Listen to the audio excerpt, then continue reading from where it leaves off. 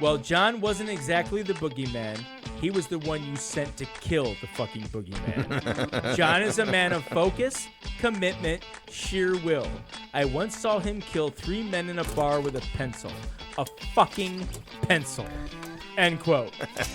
So, if these two are not praise of the killer speeches, I don't know what is. Right? You're listening to the Silver Screen Happy Hour. I'm Chris Wiggin, along with my brother Jerome. Still here. He's a couple of shots and a beer in now. So what movies are we talking about? And really good whiskey, let me tell you. Really good whiskey. So this is the second episode. This is the part 2 of our Wick Unforgiven episode, where we did Unforgiven in the first episode, and we're doing John Wick now. The theme of these 2 episodes are the I was once a killer sort of mentality. So again, if you have not listened to the Unforgiven episode, it sets up this one. So you should go back and listen to that one first. So really quick, what are we drinking? What movies are we doing? What are we doing here? So we're doing Unforgiven and John Wick. Now, in the previous episode, I talked about... Well, you go first. Go ahead. Just drinking some whiskey. Don't mind me. All right. But you didn't say what you're drinking there. I just went for some Jameson. Just Can't go wrong. what I had in the house. Yeah, it's a very nice whiskey. Very nice. Probably should have went with Old American whiskey or like you. Okay. You actually thank you for the lead-in. So as mentioned in the previous episode, my neighbor Eric, for my 49th birthday, which was just last week, got me this bottle of Blanton's original single barrel bourbon whiskey, and it's in a little round bottle, and it is literally the same bottle that's in the movie John Wick when he's got the doctor in his room and stitching him up and he's drinking the whiskey. So thank you to Eric again. I gave him a shout out in the previous episode. I already had this couple of these, and my ice is melted now, but that's fine. I have my lightsabers here, my Mick Ultra Talls, but you know what? Just because I'm that kind of guy, we're going to do another small one here. Do a small one. Neat. We got to get through the second podcast. Neat, no ice. And yeah, see, it's not much. It's just a little bit there. We're going to get fucked up. We're going to get fucked up tonight. Hey, man, as I said in the previous episode, these are 2 really fun movies to watch, all right? Now, I say fun for a reason, and not these are both really great movies. You're going to find I have way more problems with John Wick than I had with Unforgiven. With the script or what? With the script. Now, the structure is fine, but I just find, and again, I've forgiven these plot holes with stuff like Star Wars. If I like a movie, I'll forgive the plot holes. But there is a shitload of problems I have with this movie, but we'll get to it when it comes. For all you John Wick super fans, don't get mad. It's just a movie. We all love Keanu. I love him too. Let's move on. All right, specs. John Wick 2014, directed by Chad Stahelski. Stahelski, written by Derek Kolstad. Both have made their careers, by the way, on the fucking John Wick franchise. Stahelski's only directing credits are the 4 John Wick films. Wow. And Kolstad also wrote all 4 films, as well as TV spin-offs and video games that are all related to John Wick. Wow. He has other writing credits, but I think it's safe to say that there's a special place in these guys' hearts for this franchise. Running time is 1 hour, 41 minutes with a budget of $20 million. It was released on October 24th, 2014, and only made roughly $43 million domestic, which is a disappointing 79th place. Well behind movies like Muppets Most Wanted and Horrible Bosses 2. Oh, my God.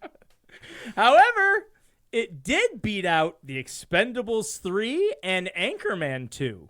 Wow. So if you haven't caught on yet to what kind of a year 2014 was, it was the year of the franchises and sequels. Here's the top 5 movies of the year. I'm gonna do them in reverse order. And you'll see it's loaded with franchises. 5, Transformers: Age of Extinction. That's actually the 4th movie in that franchise. It was the 5th grossing movie of the year. Number 4, the Lego Movie, which was the first, but it's the Lego brand. You know, we already knew the Lego brand. 3, Captain America: The Winter Soldier. It's a Marvel movie. We all know that. It might have been the 10th Marvel movie made by that point. 2, the number 2 movie of the year, Hunger Games: Mockingjay Part 1, which is actually the 3rd film in that series. And the number 1 movie of the year, 2014. Can you guess? I don't know. What? Guardians of the Galaxy. Oh. So now, in all fairness, the Guardians of the Galaxy was the first movie. It's volume 1, but it's still under the Marvel tag. You know what I mean? So it's still part of the Marvel list of 20-some movies that led to Endgame. Those were the 5 top grossing movies of the year. So John Wick wasn't a franchise yet. It was the first movie. People probably looked at it as, oh, it's another Taken or it's another Bourne Identity or whatever. I mean, here we are 4 movies later, you know, and you could call John Wick a pretty successful franchise. I have some trivia. I have some trivia. It's not scientific trivia or anything. It's just something I know from my son. Go for it. Actually. So, like, I know, like, John Wick gained in popularity after it came out. In part, a lot of the videos of Keanu Reeves training that came out on YouTube for the movie. Nice. My son, he kept showing me all these videos, and then finally he just said, all right, we're going to watch the movie. So he came over, I bought the movie, and that was my first experience with the movie. I know you're going to ask me that. Wait, yeah, we're not there yet. but a lot of people got turned on to the movie because they realized, like, from these videos that went viral of Keanu Reeves training for the movie, these shooting ranges and stuff, and how he handles a gun. He's like one of the most well-trained, you know, actors of, you know, with firearms in Hollywood because of this film, and The Matrix, I should say, because I think that really kicked off his training in this type of stuff. But he did some overtime training for this. Absolutely. In fact, one of the other trivia points, I don't think I even wrote this down. He did 90% of his own stunts in this movie, and like you said, I was gonna say. This film got dwarfed by The Giants that year as far as the franchise films, but this did become, like you said, a cult following. There was a cult following to this film, much like how Terminator didn't do that huge at the box office, but once it hit video, all of a sudden it blew up, right? And then T2 was the most anticipated sequel, maybe in history at that time, you know? Right. Except for maybe Empire Strikes Back, maybe.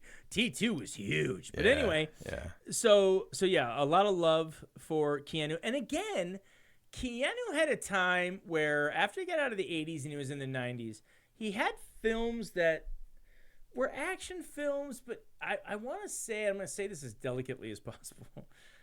They were mocked more than they were loved. You know, like movies like Johnny Mnemonic, Speed, you know, whatever. Like, there's enough C4 to put a hole in the world. Put a hole in the world. Take my hand. The elevator's going to fall. Come on. You know, like it's just nobody was buying Keanu then. Yeah. But then a weird thing happened. He got older. And his hair grew out. And he has a beard. And he went on talk shows where he said mystical things, and people were like, is this like Joaquin Phoenix described, you know, like this dressed up as Keanu Reeves? Like, he started saying like things, people just started to love him, you know what I mean? And he started to get this following where people loved Keanu Reeves again. And then John Wick comes out and his fucking dog gets killed, and it's like, I have to love Keanu Reeves now, and that I'm gonna go on a limb and say that the strength of these 4 movies all started with this dog. Yeah. Like, I mean, you harm a dog, you're fuck you. What do they call that in filmmaking, where you do something to give sympathy to the Well, you mean the save the cat moment? Save the cat. It's basically a save the cat thing, right? So again, our podcasts are laced after Blake Snyder and his trilogy of books about the Blake Snyder beat sheet and the Save the Cat books. How do you get sympathy for an assassin? Kill his dog that his dead wife gave him. Oh my God. Fuck. Now, we're going to get to that. Now, I was going to say, okay, it garnered 0 Academy Award nominations, but it did win the biggest surprise of the year award at the Golden Schmoes Award. Golden Schmoes? I learned about it today when I looked up the trivia. Okay. This movie stars Keanu Reeves as John Wick, Michael Nyqvist as Viggo Tarasov, Elfie Allen as Iosef Tarasov. His Game of Thrones fans would know him. He has a long running in that series as Theon Greyjoy. Willem Dafoe as Marcus, John Leguizamo as Aurelio, and Ian McShane as Winston. Also, Dean Winters, known as Mayhem in the long-running Allstate insurance commercials, plays Viggo's number 2. His name's Avi, and Adrian Pilecki as Perkins, another assassin. All right, so when did you first see this movie? Now you can tell your story. I don't remember the year. What year did this come out? 14? This was 2014. So it came, I saw it several years after it came out because I didn't see it at the theater, and I bought it on Amazon and watched it with my son at our house. So, and I remember, gosh, it was probably, I want to say 2018 maybe, something like that, 2018. About 4 years after. Yeah, 4 years. So I didn't watch any of them until that, and I just wasn't on my radar. And my son joined the Army in 2018, so it was right around that time, I think, maybe right before he went in. Maybe that's when he had me watch it, something like that. But he's always been into firearms, and we used to do Boy Scouts and stuff. So he was always really good at doing the shooting competitions and stuff. And of course, when he got into the Army, he just continued that passion with firearms, and he actually paints his own guns. Some pretty custom paint jobs on some of these guns now. Really, really gets into it. Anyways, that was my experience with this. I'm guessing it was around 2018, somewhere in there. So, guess when I first watched John Wick? When? About 3 weeks ago. Seriously? First time ever. Wow. It was one of those. We talked about this with Hugo. It's unusual. Usually it's me that hasn't seen the movie. Yeah, this one just slipped through the cracks. Now, I had heard of it, obviously. Yeah, sure. I'm very much aware of John Wick. And I know it's out, but I think with the saturation I felt of the Bourne movies and the Taken movies, I just felt it was just the same of all those. And if I've seen one, I've seen them all. And I just didn't go to the theater. I haven't seen any of the other sequels, by the way. Right. And then 3 weeks ago, I was like, I saw it on streaming, and I was like, fuck it. So I watched it. And after I watched it, that's when I texted you and said, we should do John Wick versus Unforgiven. Yeah. That's when I texted you. We should do this. So then I watched it 2 more times to prepare for the podcast. So in all, I've seen it 3 times, and 3 times in 3 weeks. And that's my experience with the movie. That's it. All right, log me. All right, this is a long one. And an ex-hitman comes out of retirement to track down the gangsters who killed his dog and stole his car. Okay, so I don't know if you remember, I texted you that we're going to do an exercise. Do you have your piece of paper and pen? Okay, I want you to write this. Did you already write it down? Yeah. Okay, so I followed directions. You wrote down the log line, right? Yeah. Okay, now grab your pen. Yeah. Okay, I want you to cross out the word gangsters. And right above it, write cowboys. Now I want you to scratch out killed his dog and stole his car. And above it, write cut up a prostitute. And now read me the log line. Okay. An ex-hitman comes out of retirement to track down the cowboys who cut up a prostitute. Same movie. Sound familiar? Sound familiar? I know, right? Yeah. I kind of knew you were going to do that. I had a feeling. I mean, So, but again, but there's a reason why there's a million of these. The Bourne movies, the Taken movies, the Wick movies, Unforgiven. There's a reason why we love this shit and they still make money. And all you got to do is say, you could write the same fucking movie, just change it a little bit. Yeah. And there's a reason why audiences will flock to it. We love this shit. Yeah. Right? They did something really cool, and you're probably going to get into it as you start breaking down the script. But in this movie, they did something really cool with dialogue. Like they tell you so much without saying anything or saying very little. My God, I love the dialogue in this movie. They just say there's a little line and you're like, oh. Now, do you remember when we did Oppenheimer? Yeah. And I was like, Jesus Christ, like every line of dialogue is like a legendary line of dialogue. Like there's so many great lines in that movie.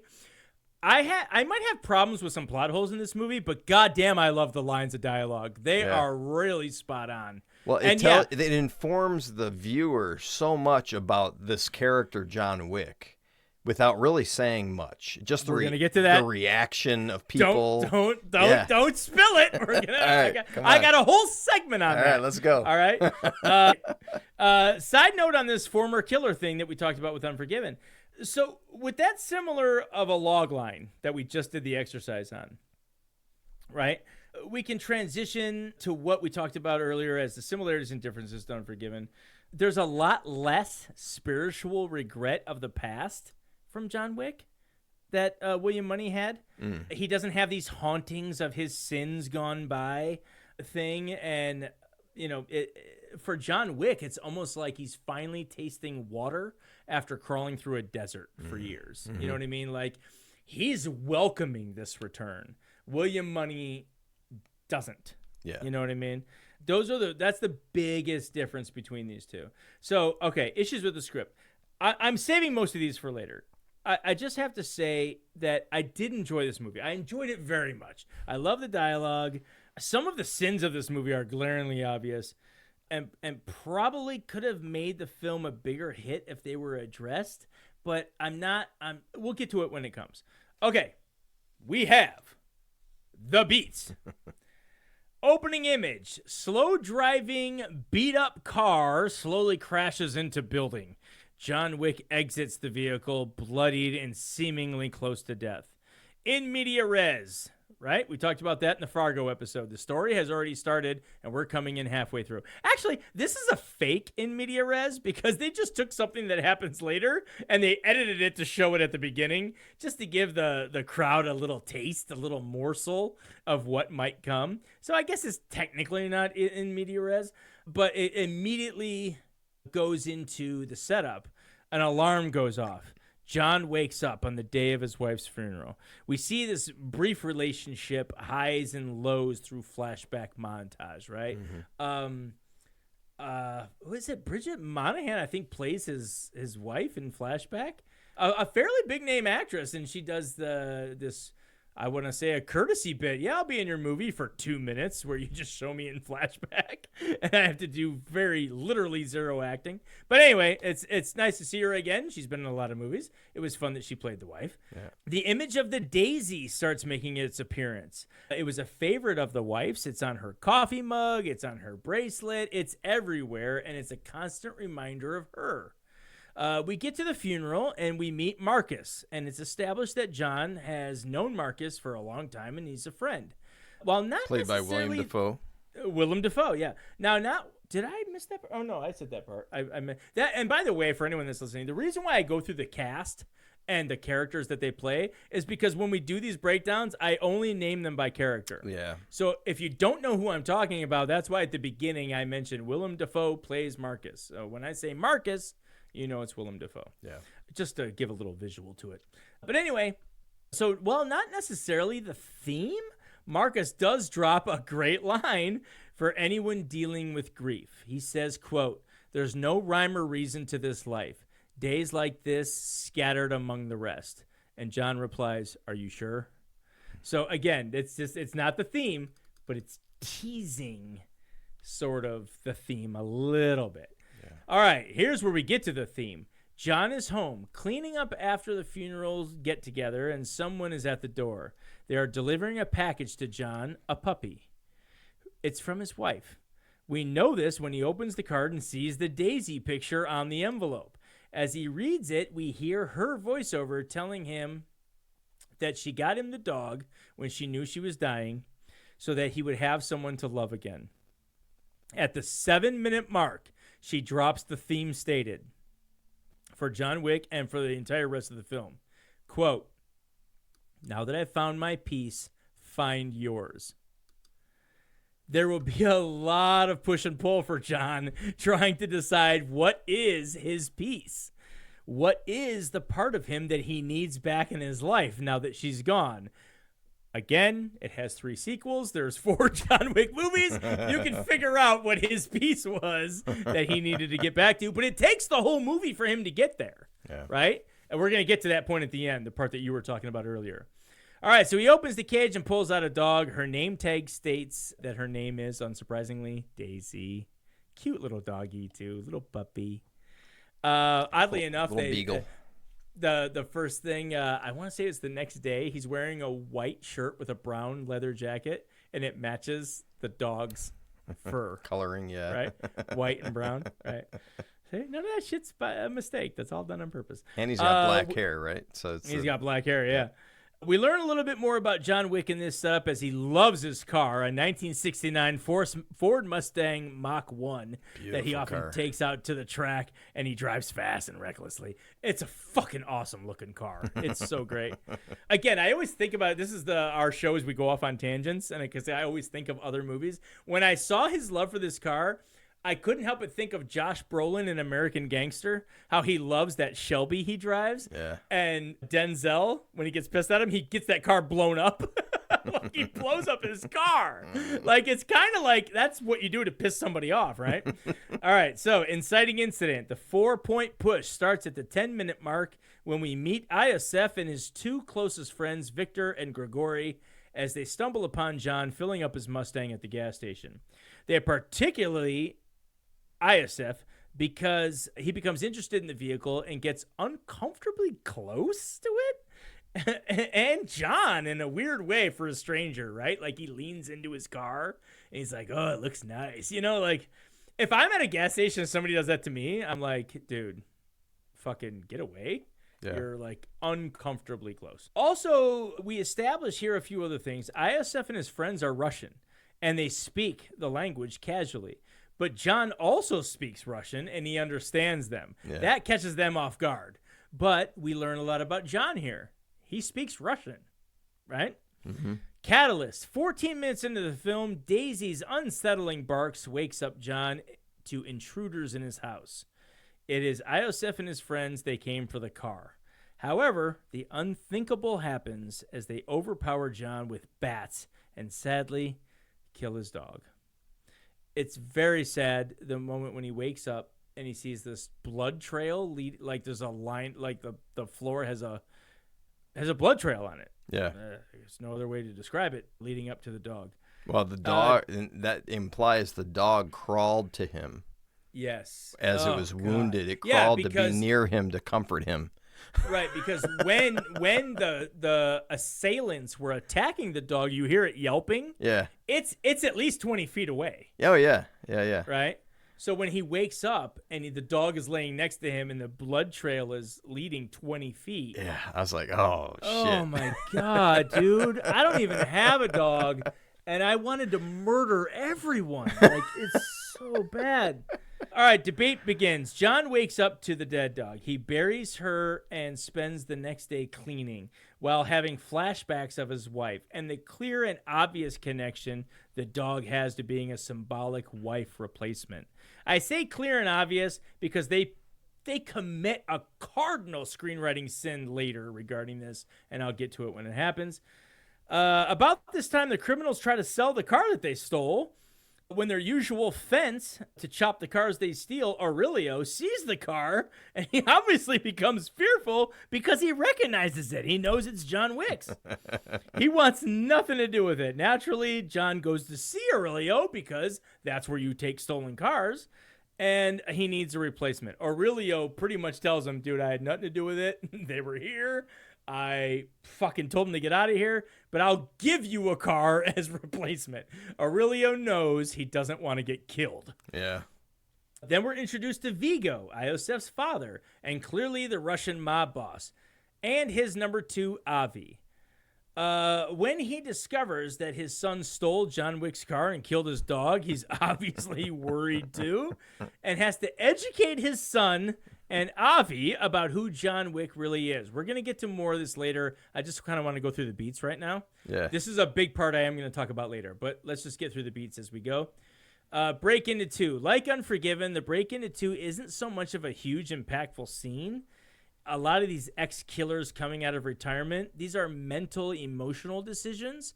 And when John takes a sledgehammer to his basement floor to pull out all his old guns and money, we can assume he's made the decision, right? He's going to go after them. So knowing he may have to go after the boss too, as well as the son, right, if he tries to protect his son. This is all intercut with Viggo, by the way, educating his son about John. And around the 25-minute mark, he's telling his son about who John Wick is. 2 minutes later, he calls John. And he's like, "Hey, buddy, how's it going?" You know, like he's trying to get a feel for things, right? Like, just so you know, that was my son. I'm sorry about everything, but and John just hangs up on him, and that worries him. Obviously, he turns to his number 2, Avi, and Avi says, "What did he say?" And Viggo goes, "Enough." I know, that's great. He knows it's on now, and he tells Avi, "Task your crew." And Avi says, "How many?" And Viggo goes, "How many do you have?" Yeah, I love it. He doesn't even say a word. How much? What did he say? Enough. Enough. I know. He said enough by saying nothing, right? Yeah. All right. I had to finish that whiskey. Woo! Damn, that shit's a ball kicker. All right. B story. Here, all right, so I mentioned an Unforgiven episode. I saw B story and I was about to get all mad. They actually do it right. It's Ned. The B story here, this is one of the issues I have with this script. There is no clear B story established at this point. Mm-hmm. The only argument for a B story would be Marcus, who not only was already introduced, which is fine. We've seen B stories, introduced early before. I can't remember what movie we talked about, but the B story was introduced like right in the first scene. But anyway, that's fine. But when he's reintroduced in the early second act, he's hired by Viggo to kill John. Yeah. So we immediately turn on Marcus as a traitor, as an audience member, right? Yeah. We don't know what's going to happen later, but at the moment we're like, oh fuck, Marcus is a traitor. And we don't learn that he's actually going to protect John until later. But once that is established, that he's a friend trying to help, you could argue he could be the one driving John to his spiritual goal, his peace. But the role as the B story, that's way too late. You know what I mean? There's not much development there. It's like, and again, we're going to get to the list of my issues with this movie. Marcus is one of them. Fun and games. Viggo tries to head off the issue and puts a hit out on John at his own house. Naturally, it doesn't go well.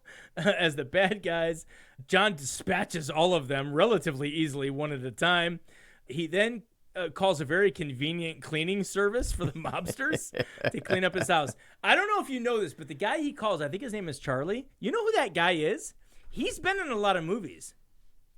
I don't know if you'd know him. Let me see. He's in his younger days is David Patrick Kelly, I think his name is. He was in, remember that movie Dreamscape with Dennis Quaid back in the 80s? Oh my gosh. He was the villain in that movie.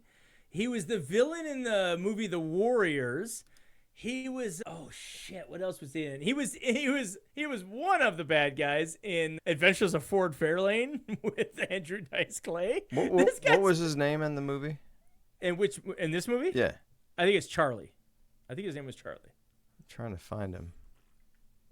The actor's name is David Patrick Kelly, I think. Yeah. He's been in a ton of stuff. So anyway, he calls him, and it's great because he's like, I want to make a reservation for 12. And at the time, as an audience member, you're like, I don't know, what the fuck is he doing? He's calling for restaurant reservations? But then these guys show up, and you're like, oh, I get it. It's a cleaning service. Yeah. And what's also funny about this, and I did like this part, that while I'm watching this happen, not the cleaning service, when I'm watching the killings happen, they're smashing windows in his house. They're smashing his furniture. There's blood everywhere. I remember thinking he's going to have to leave that house because it's unlivable now, right? Yeah. But when the cleaning service comes, they make it like nothing ever happened. And I was like, well, fuck, that was convenient, right?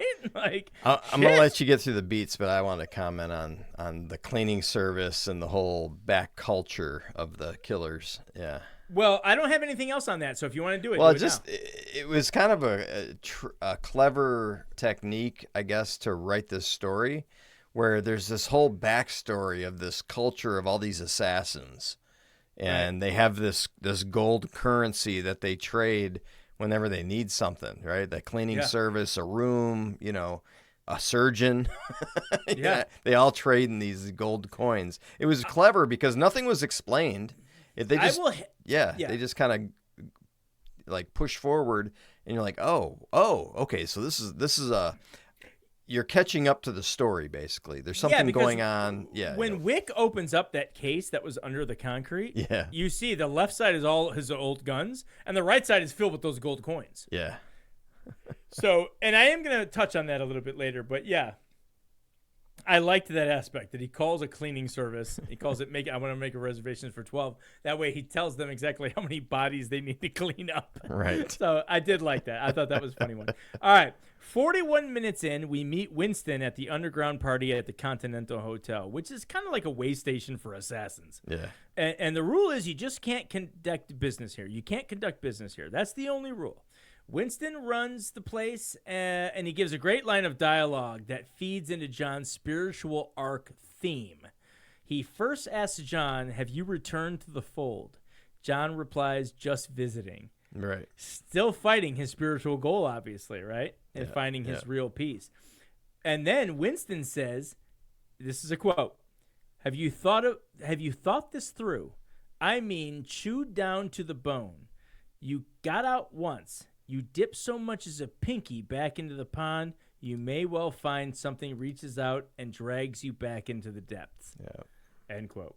Winston eventually does tell John where he can find Iosef, and that and that battle leads to the midpoint. So here we are at the midpoint scene, the battle at the Red Circle. By the way, in that part, we meet Addie the bartender, and she's only got like that scene, I think, isn't it? Is that the only scene she's in? I think so. I think maybe she shows up at the end. Maybe, I don't know, but that's really her only real big scene. And it is fair to note that in the scene that she's in, and she sees John for the first time, she gives him a kiss, and she says, "I've never seen you like this." And he says, "What?" And she goes, "Vulnerable."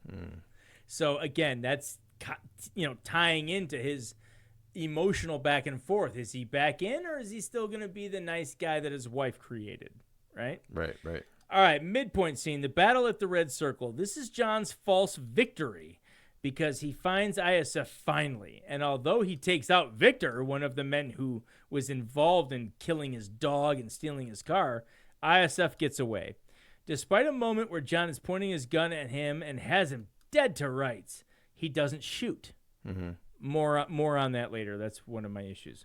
Anyway, bad guys closing in. Now officially in the second act of Act 2, a recovering John gets a disturbing wake-up call when Marcus fires a bullet through his window and hits his pillow, essentially waking him up to fight the oncoming assassin, who happens to be his old friend Perkins, who is knowingly breaking rule number 1 of the Continental, by the way. You're not supposed to conduct business there.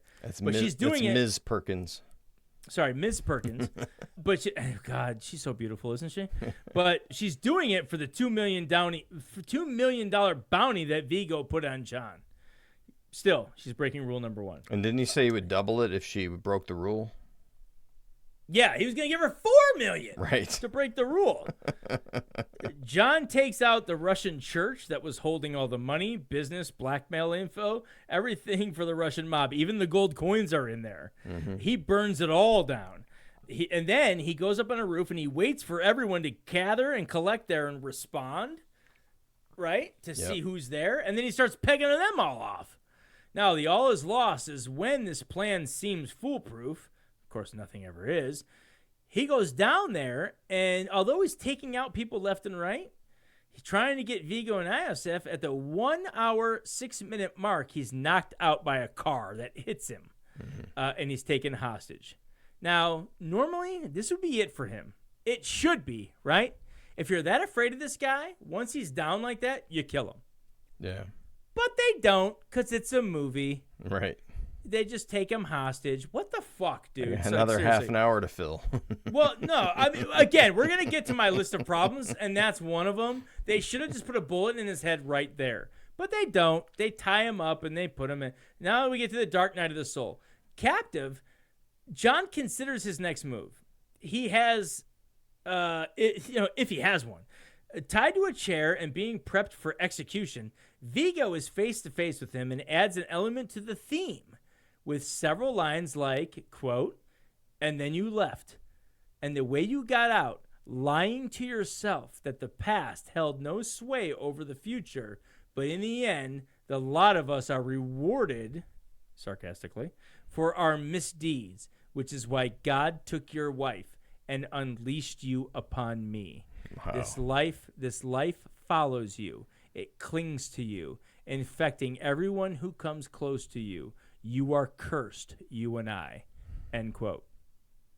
A lot of that harks back to Unforgiven, doesn't it? Yeah, that's when a good I talked quote. about how the past, right? And again, in that movie, William Money, he didn't suffer from his past. He was never punished for his sins until Ned dies. Right. So in here, he's saying your sins were God took your wife. Right. Yeah. And my sin, he unleashed you upon me. Because he knows the second in the first act, he finds out his son killed John Wick's dog and stole his car. He knows he's going to die. He tries every moment to get out of it, but he knows what's going to happen. Yeah. Right? He just knows. John has his retort, which is him grabbing a hold of his spiritual goal. Again, more on the timing of that a little bit later. And while I love the second part of this statement, I hate the first part. And this is the part I was talking about earlier. When he says, this is a quote, "When Helen died, I lost everything until that dog arrived on my doorstep. A final gift from my wife. In that moment, I received some semblance of hope, an opportunity to grieve unalone. And your son took that from me, stole that from me, killed that from me." I hate that line. And I'll tell you why. We didn't need to hear him say it. We already knew it. Yeah. Like, we know that. I hate when movies try to nail stuff on the head. Yeah. And say the obvious thing. Like, don't say the obvious thing. We know the obvious thing. We know this. Viggo knows it. Yep. Everyone knows it. In fact, Viggo wouldn't have reacted that way if he didn't know it, right? Right. So the mystical spiritualism attached to the dog is obvious, and it's diminished when a character has to spell it out for the audience. Right. It's clear what the dog represents, okay? This line is unnecessary, and I hate it. It might be the worst line in the movie. But, in fact, even Viggo scoffs at it when he says it. Yeah. he says it, and even Viggo's like, ugh. You know, like, I wonder if the actor was scoffing at it, not the character.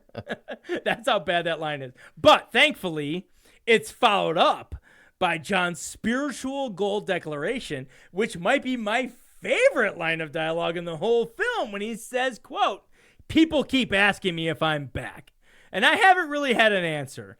But now, yeah, I'm thinking I'm back. So you can either hand over your son or you can die screaming alongside him." And at that moment, so I got to tell you, I'm in my recliner with scotch in hand.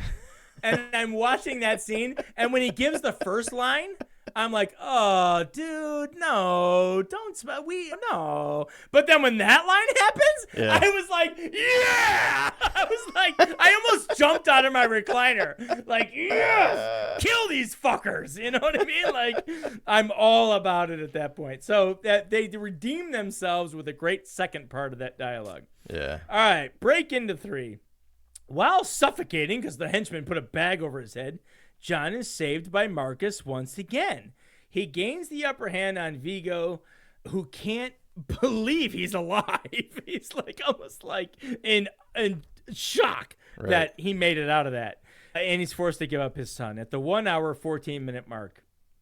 I say forced because that's in his nature, self-preservation, right? Any normal father would protect his son and take that bullet and just say, no, you'll have to kill me. I'm not going to tell you where my son is. You'll have to kill me. Oh, no, not Viggo. Viggo, it's like an almost anti-save the cat moment. Yeah, right. He's cooking the cat at this point. He's like, I'll tell you where my son is. He's at this spot, and you can meet him between 5 and 8. You know what I mean? Like, yeah, he basically... Yeah. All right, 5-point finale, gathering the team. John arrives at the safe house in Brooklyn where Homeboy is, where Iosef is, and he gears up while we are intercut with Viggo smoking pot, seemingly to get over what he's just done. Like, he's in his office, he's like, I just gave up my son. I better smoke some weed. Right. Storming the castle, John takes out everyone, including Grigori, and of course Iosef, relatively abruptly before making his escape. Once free of everything, he thanks Marcus for his help. Now, before we move on to the 5-point finale, I just want to make a little point here. He kills Iosef so quickly and swiftly. Like, he shoots him in the belly, and then he falls, and as he's walking towards him, which in a lot of the posters for this movie is that poster of him walking towards Iosef. Iosef starts to say, his line was supposed to be, it was just a fucking dog. He only gets to fucking. He's like, it's just a fucking, and then Pop. John Wick kills him. Yeah, kills him. You know that there were Reddit comments that were like, that was too humane. He should have tortured him first. Oh, my God. I know. That's how much dogs are important, man. Like, people wanted Iosef to suffer more. But anyway, okay, Hightower surprise. Because at this point, everything's worked out good.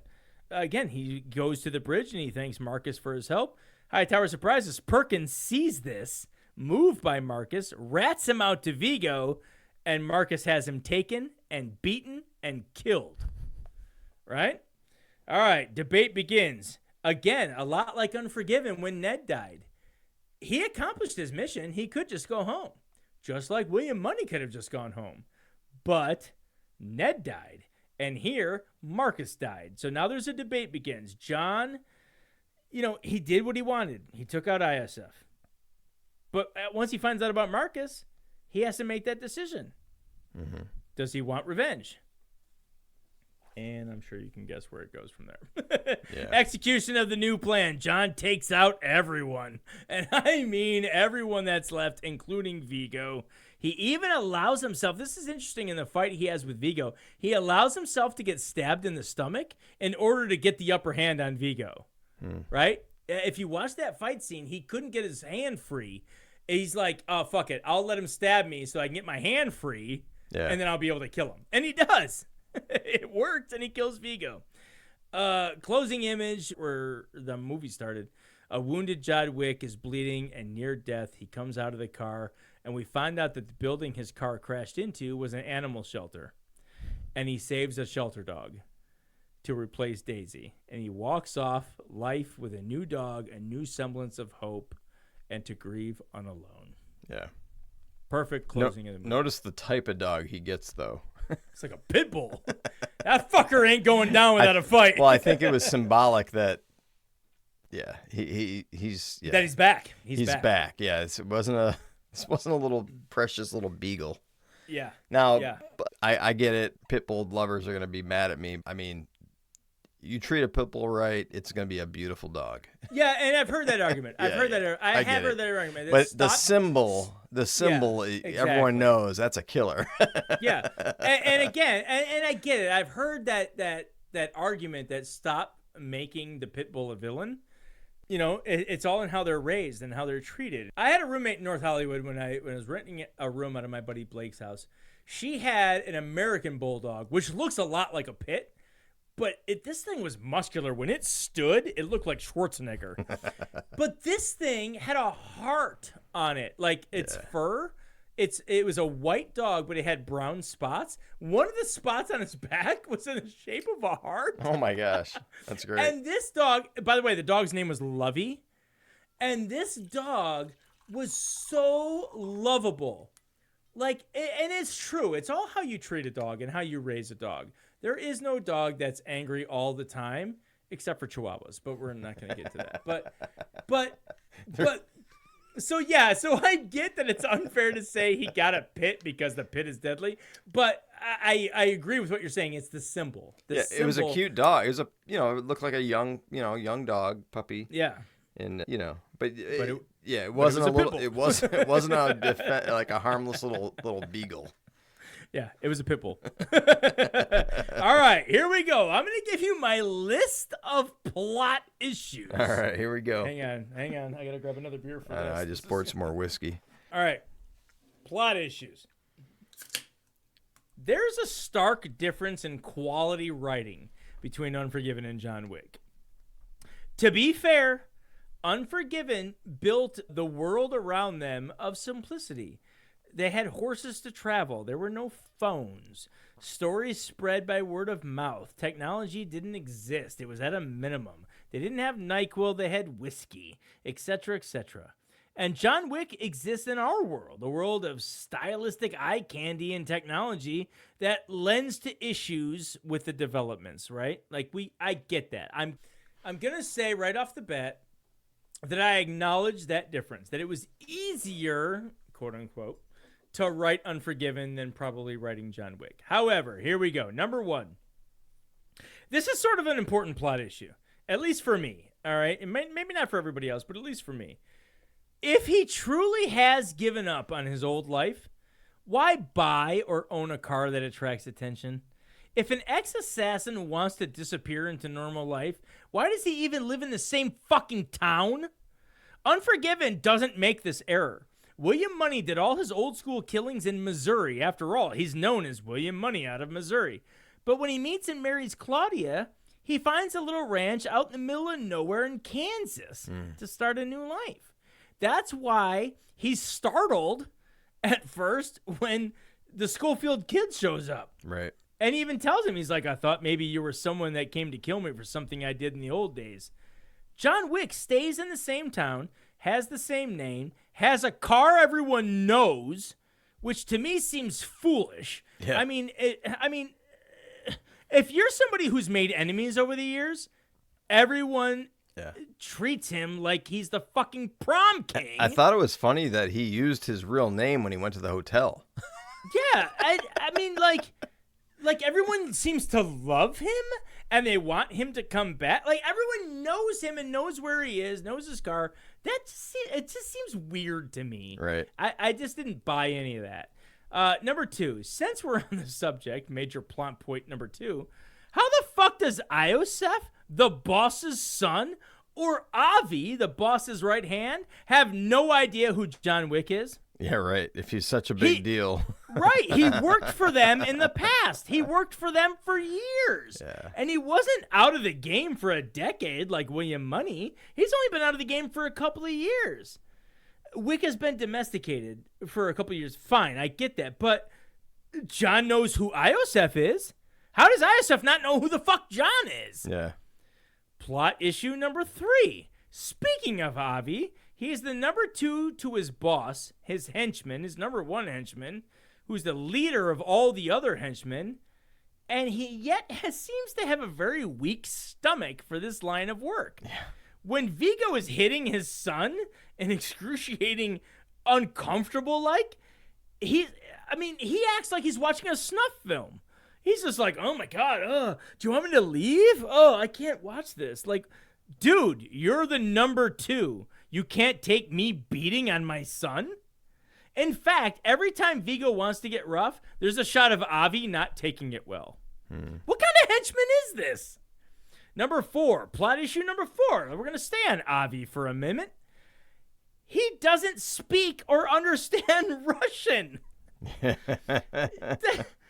Does he know who his boss is? Yeah, it's funny. Why would Viggo even hire this douche? He can't speak their language. Why wouldn't he hire somebody because he's mayhem. Because he's mayhem. And they use it as comical bits like, he's like, "Oh, Viggo, speak Russian. Or speak English. I don't understand Russian." But to me, I'm sitting there, again, in my recliner, scotch in hand, and I'm like, why the fuck is he the number two? He has a weak stomach, and he doesn't understand the language. He should go back to his fucking Allstate commercials. All right, plot point number five. The Continental, It's comical, by the way. It's a home for killers, right? Mm-hmm. A hotel that's made for killers. The hotel clerk is very helpful, but when he learns there's a $2 million bounty on John, he doesn't bother to tell him. He doesn't say, stay clear of all these other people for hire. Yeah. Like that hot-ass Miss Perkins. Who are staying at this hotel. Yeah, who are staying here, including Miss Perkins, who wants your blood more than your cock. He could have gave him a heads up that, hey, there's a Motel 6 down the street. Yeah, like, I mean, I get that there's not supposed to be business conducted there. There's an open bounty on a guy who's staying in a place filled with people who fill bounties. Why would he stay there? And why wouldn't anyone tell him? Yeah. All right, plot point number 6. Marcus goes through all this elaborate sabotage to protect John. At one point, firing a bullet into the pillow next to him so that he wakes up and can fight Perkins, a would-be assassin. Here's an idea, Marcus. Shoot Perkins! Like, why does he shoot the pillow? Like, why don't you just wait for Perkins to come in and kill her? Like, as if, like, what? Right. All right.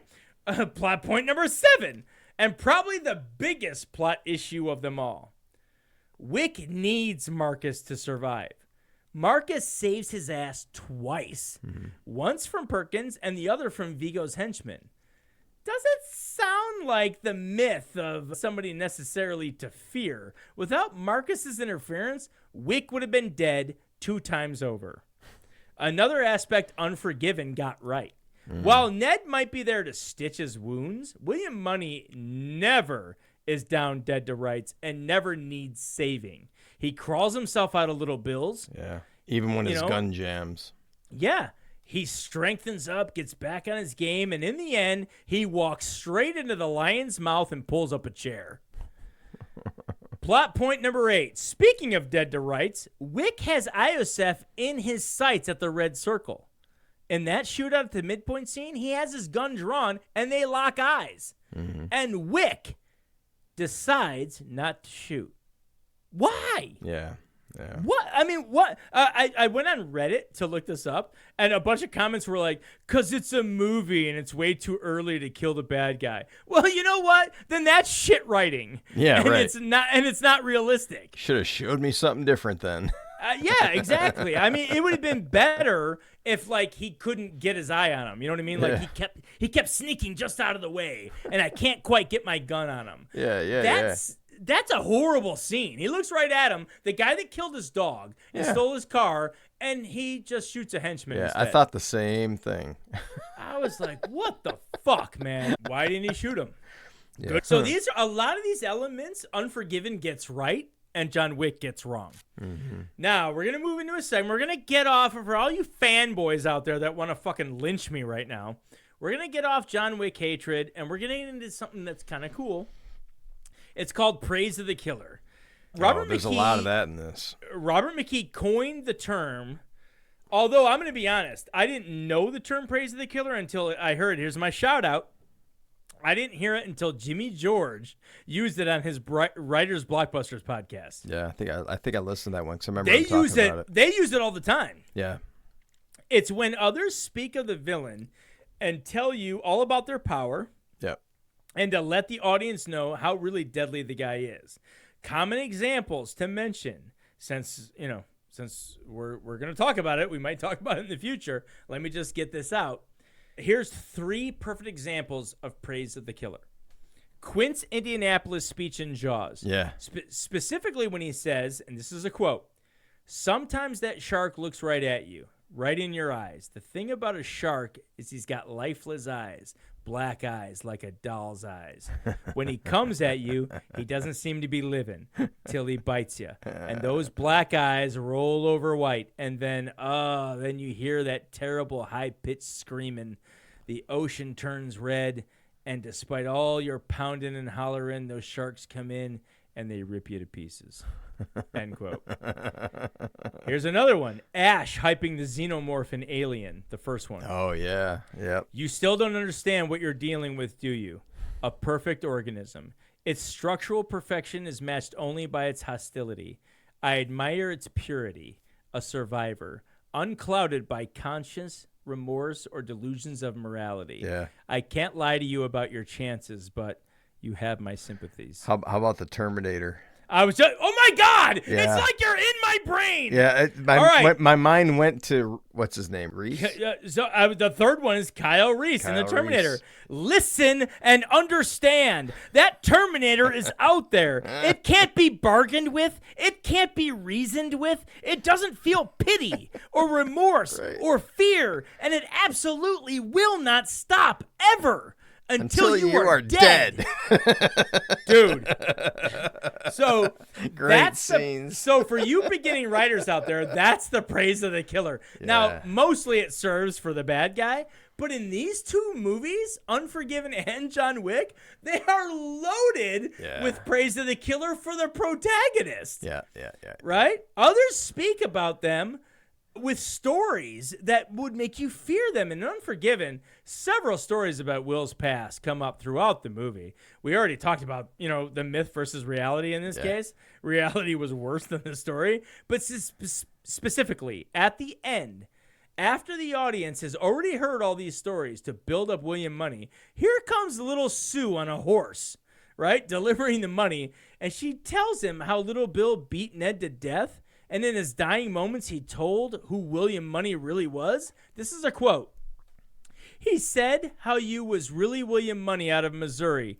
Little Bill said the same William Money that dynamited the Rock Island and Pacific in '69, killing women and children and all. And Ned said you done a lot worse than that. Said you was more cold-blooded than William Bonney, and how if you hurt Ned again, you were going to come back and kill him like you killed a U.S. Marshal in '70. End quote.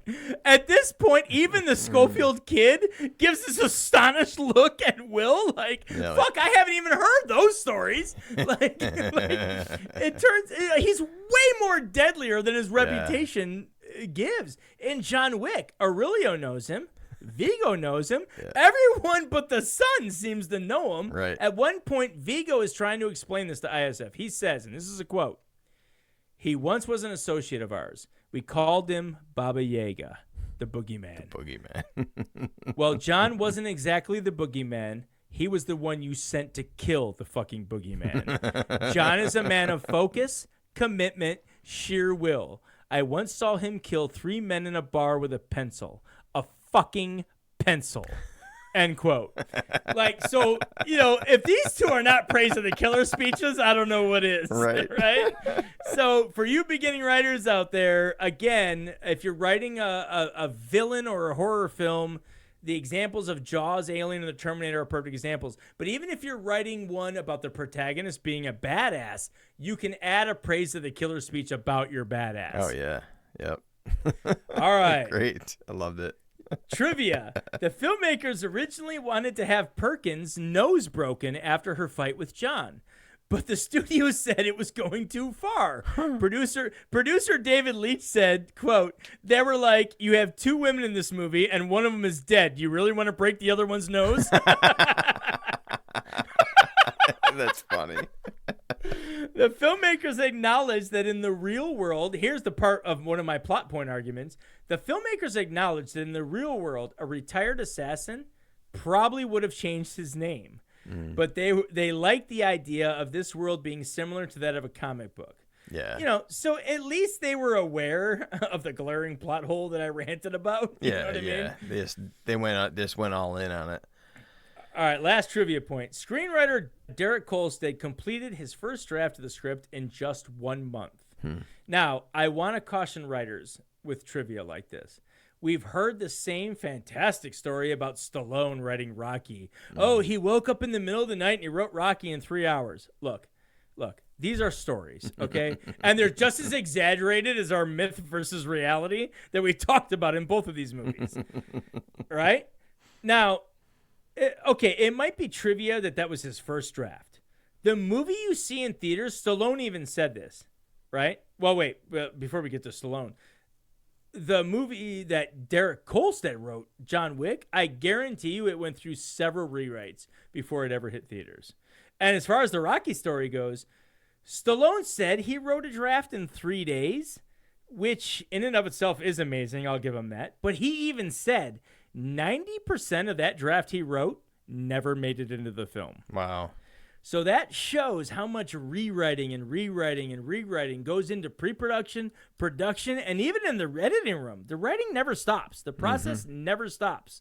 So that's a reality check for you beginning writers. Don't think you're going to pen Casablanca in a week. Right. It's not going to happen, right? Just accept that it's a collaborative art. The editors, the writers, the actors, the directors, everybody else is going to have a piece of your screenplay and are going to make it into something you didn't want, right? But they might make it better. They might make it worse. Gremlins is a perfect example. If you read the original screenplay for Gremlins, it's a lot different from the movie, and the movie is way better. All right, what do you got before we get to 6 Degrees? Oh, not much. I just remember one of the things my son pointed out. Was it when Miss Perkins was killed? Yeah, I didn't even mention that. Was the scene where she was killed where he puts a pillow over her and shoots into the pillow? She kills the guy that's keeping her captive. She escapes, shoots him through the pillow. Yeah. Well, the funny thing about that, my son pointed out, he's like, yeah, that doesn't muffle the sound when you just put the barrel of the gun on a pillow.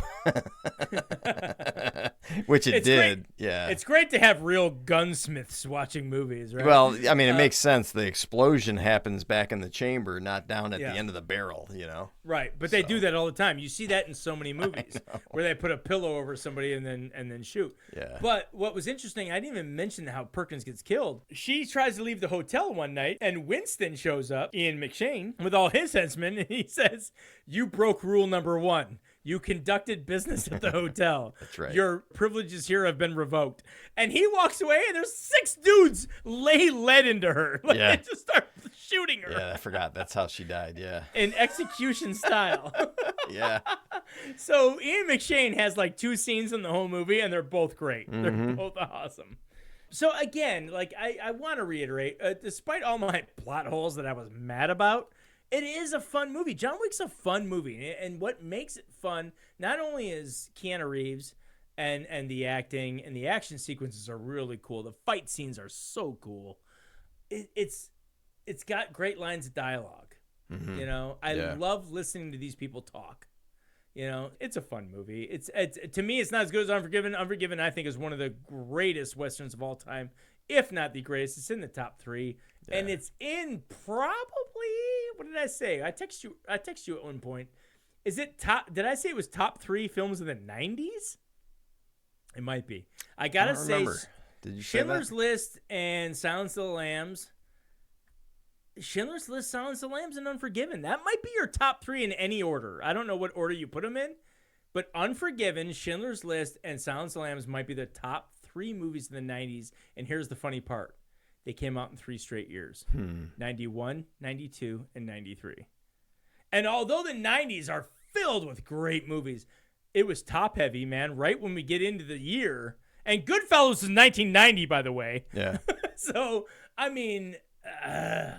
Unforgiven to me is one of the top 3 movies of the decade. I gotta get Goodfellas in there. My bad. Okay, top 4. It's top 4. Yeah, it's top 4. Goodfellas is in there somewhere, but it's top 4. All right, so 6 Degrees. 6 Degrees. All right, 6 Degrees. Why don't you tell me who you tasked me to combine? Yeah, you know, I always try to make it difficult, and when we do 6 Degrees, the goal is to see if we can figure out if there's 2 actors that we cannot connect within 6 degrees, right? And the added difficulty with our game is you cannot use the movies that we are talking about. So, correct. I chose, how do you pronounce her name? Aileen Levasseur? Aileen maybe? Aileen Levasseur? Levasseur. That's Penny Money. That's a little girl, Penny Money, in Unforgiven. Yeah, she plays William Money's daughter. Yep, and Bridget Regan, who plays Addie the bartender, right? And the bartender at the Continental. Yeah. All right. So this was actually easier than you thought.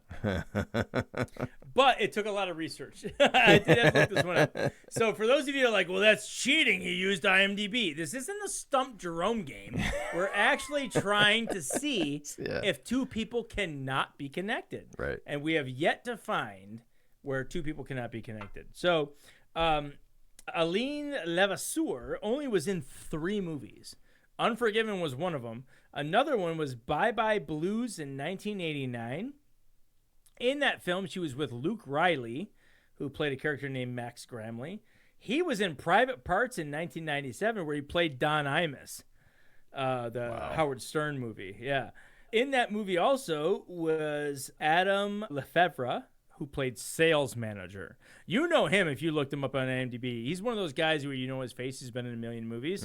He was in The Babysitters 2007 as Mr. Brown with Bridget Regan. Stop. So was that 3? Stop. 3. Man. 3. Bye Bye Blues, Private Parts, and The Babysitters. You know, some of these kids, they only were in a few movies, but sometimes they got big names in those movies, you know? Yes, they do. And we didn't even use Unforgiven. I know. Yeah. Good job. Well, this was fun, man. I totally enjoyed this. I love this one. I love them all, but sometimes I get really geeked about movies that I learn a lot about. Right. And as much as I love Unforgiven, man, I really learned a lot when I really dug deep into the breakdown, and I realized that William Money's real sacrifice was Ned dying. Like that was his payment for his past sins. Like I never thought of that before. Yeah. You know what I mean? But I was like, damn, that makes so much sense when he feels like he's dying from the fever. Right. And he's like, I see the angel of death. It didn't occur to me that it was like, oh no, your sins are you're going to lose Ned.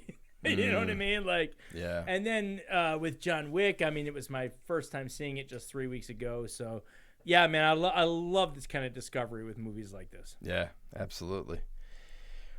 Anything else? Yeah, I just want to say if you would like to reach out to us, you can do it through our social media channels if you'd like. Facebook, Instagram, X, we're there too. You can also email us at silverscreenhappyhour@gmail.com. Right. So the shout outs, I know you gave a shout out in the last episode. I shouted out as well my neighbor, but the other shout out I was talking about, I did mention the Writers Blockbusters podcast. For you writers, I cannot tell you what a fountain of information that podcast is. It's, Jamie Nash, Bob Rose, and Jimmy George.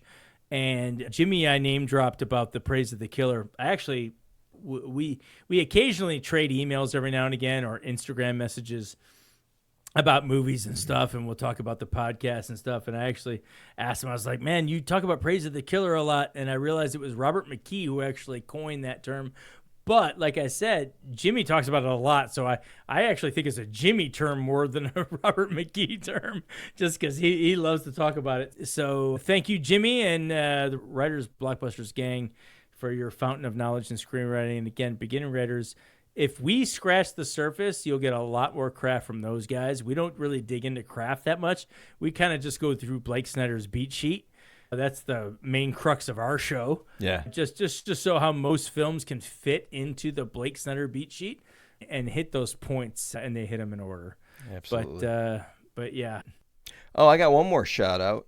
This has nothing to do with our podcast or movies, but I guess I could say that the director of this music video does have an IMDb page, but some friends of ours are in a band called the Native Howl, and they kind of coined this term thrashgrass to describe their music because they combine bluegrass with thrash metal.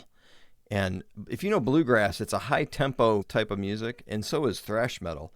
And it works beautifully with the banjo and the speed and acoustic guitars and stuff.